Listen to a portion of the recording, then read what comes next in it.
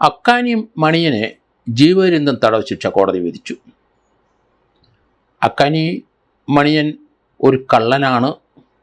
പക്ഷേ നാട്ടിൽ അങ്ങനെയൊന്നും അറിയപ്പെടുന്ന കള്ളനല്ല. വളരെ ക്ലെവറായിട്ട് അയാൾ ചില മോഷണങ്ങൾ നടത്തും. വെള്ളട കുന്നത്തുകാൽ ചെറിയ കൊല്ലയിലെ അക്കാനി മണിയൻ ഇപ്പം 49 വയസ്സ് പ്രായമുണ്ട്. കോടതി ജീവപര്യന്തം തടവ് ശിക്ഷ തന്നെ കൊടുത്തു. കാരണം അക്കാനി മണിയൻ ഹെൽമറ്റ് കൊണ്ട് കുന്നത്തുകാലെ ചെറിയ കൊല്ലയിലുള്ള നന്ദനം വീട്ടിലെ ശാന്തകുമാറിനെ തലയ്ക്കടിച്ചു. 7-ാം ദിവസം അദ്ദേഹം മരണപ്പെട്ടു, ആശുപത്രി കിടന്ന്. 2020 ജൂൺ 3 വൈകിട്ട് 7:30 ഈ സംഭവം. അത് ആ തുടക്കം ഈ ശാന്തകുമാർ ഒരു ബൈക്കിൽ തൻ്റെ 2 വീലറിൽ 1800 രൂപ അതിൻ്റെ 2 വീലറിനകത്ത് വെച്ചിട്ട് അയാൾ അടുത്ത് എവിടെ പോയിട്ട് തിരിച്ചു വന്നപ്പം അക്കാനി മണിയൻ ആ 1800 രൂപ അതിൽ നിന്ന് അടിച്ചു മാറ്റി. ഇത് കണ്ടു ഇയാൾ ദൂരെ നിന്ന്. തിരിച്ചു വന്ന് ചോദിച്ചൊന്നും പറഞ്ഞില്ല. തർക്കമായി. താൻ മോട്ടിക്കുന്നവനല്ല എന്നുള്ള രീതിയിലൊക്കെ പറഞ്ഞു. അങ്ങോട്ടും ഇങ്ങോട്ടും തർക്കവും ബഹളമായി കഴിഞ്ഞപ്പം ആ ഹെൽമെറ്റ് വെച്ച് അയാളുടെ തലക്കിട്ടടിച്ചു. ഇയാൾക്കും 2 വീലറൊക്കെ ഉണ്ടെന്ന് തോന്നുന്നു. ഹെൽമെറ്റ് കൊണ്ട് തലക്കിട്ടടിച്ചു. താഴെ വീണു. ഇത് കണ്ട് ആ ശാന്തകുമാറിൻ്റെ അനിയൻ അവിടെ ഓടിയെത്തി. ശാന്തകുമാറിൻ്റെ സഹോദരനെ വന്ന് ഇത് ചോദ്യം ചെയ്തു. അപ്പോൾ അയാളുടെ തലക്കിട്ടും ഒരടി വെച്ച് കൊടുത്തു. 2021 ജൂൺ 3 വൈകിട്ട് 7 സംഭവമാണ്.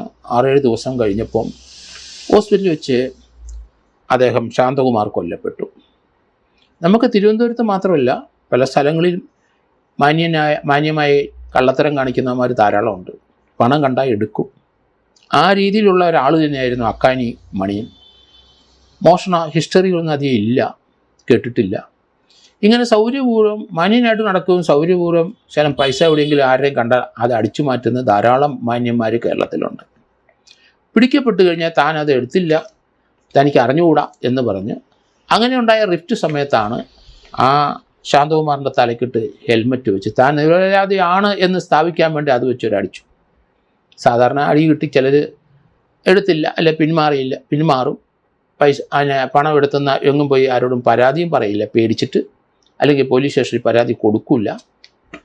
അങ്ങനെയൊക്കെ സംഭവങ്ങൾ നേരത്തെ ഉണ്ടായതുകൊണ്ടായിരിക്കണം അക്കാനി മണിയൻ ആ ഹെൽമെറ്റ് കൊണ്ട് തലയ്ക്ക് ഇയാളെ അടിച്ചത്. ആ വഴി അങ്ങ് പൊക്കോളും. പക്ഷെ അടി കുറച്ച് കഠിനമായിരുന്നു. അതുകൊണ്ട് ഹെഡ് ഇഞ്ചുറി നന്നായിട്ടുണ്ടായി. പെട്ടെന്ന് ഹോസ്പിറ്റലൈസ് ചെയ്ത് തറയിൽ ആൾ വീണു.